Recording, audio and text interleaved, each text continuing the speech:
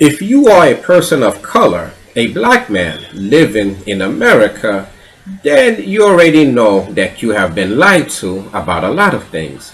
What you probably don't know is that you have been sorely lied to about almost everything. Everything that you hear and that you read about yourself, about your history, you need to question because it is probably not true. Why? Well, location, location, location. It's one of the oldest tricks in the book. If they can lie to us about where we come from, then we will not know where we are supposed to go. We will not know what we are supposed to do. What we are taught in school is that all the black men and women in the Americas were brought over here by the Europeans. That is one of the biggest lies that is out there today. And they use that lie in order to hide the fact that most of us were here before them, and that most of the people of color here in the Americas can trace their ancestors to their land, to the Americas, in some cases up to 1600 or over 2000 years before the Europeans came here. But why were we lied to? Again, it's about the location. If you don't know that you are from this land, then you will not be as willing to fight for it. You will not be as willing to die and to shed blood for it. If anything, I'm sure they have told us before, you should go back to Africa because that is where you come from. Well, the Europeans have lied to us here in the Americas over and over and over again. But it is not something new, because the same things that they used to do back then is the same things that they are doing today. I'm not talking about the regular person of Europe. I'm talking about the elite. I'm talking about the bankers, the multinational corporations, the bloodlines that run and govern Europe, and by extension, much of the rest of the world. Well, this trick that they're using that has to do with location, it's something that they've been using for generations. In fact, for a very long time. Even before Europe came to power, the same trick was... Yard losers. This country was built on genocide and slavery. We killed all the black guys that were here, and then we shipped in new black guys of our own. And then we brought in Jesus like a bar of soap. Let's go. I think you're not supposed to say Indian either. Oh, wait, really? Yeah. I think you're supposed to call them African Americans. Wait.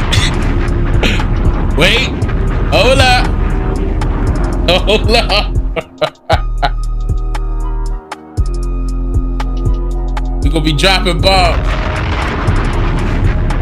Wait a minute. Let's play it one more time for the people way in the back. I think you're not supposed to say Indian either. Oh, wait, really? Yeah. I think you're supposed to call them African Americans. We teach the 1619 Project because that's when we went to England, to the town of Hull, and bought a bunch of human beings whom the British brought from Africa to bring here to sell to us for the slave trade. That's when we study black people? No, we should be studying black people from 10,000 years ago. But teachers will say, well, that's prehistorical. That is the truth. We need to teach the truth. The first black people who came here were not brought here as slaves. They came here as discoverers and explorers between 20,000 and 10,000 years before Columbus was born. In the early part of the 20th century, the federal government had as official policy to break up the Indian nations.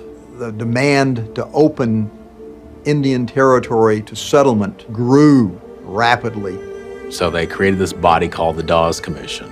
The Dawes Commission was designed to create registers of the various Indian tribes for purposes of allotting or parceling out individual land parcels. And what they did was when people approached them to be registered on the Dawes rolls, if they looked like they had any kind of African ancestry, they were put on a roll called the Freedman Roll. Even if you were full-blooded, if you looked like you had Negro ancestry, you went on a freedman's list. No, you weren't colored. I remember when we became African Americans because I worked in the black marketing department at Coca-Cola where we were selling Coke to our people. And the vice president came in and said, okay, we are now African Americans. We were like, alrighty, African. How you spell that again? Right. Is it two ways? And I heard this white woman was sitting next to me and she said to another white woman, they don't know who they are.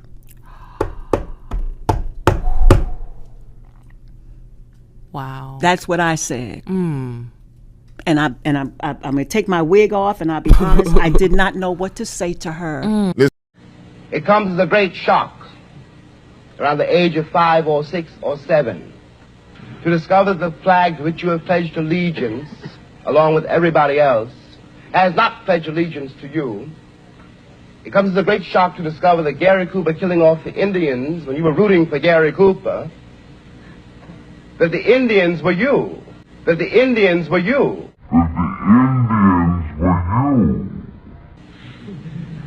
It comes as a great shock to discover that the country, which is your birthplace, and to which you owe your life and your identity,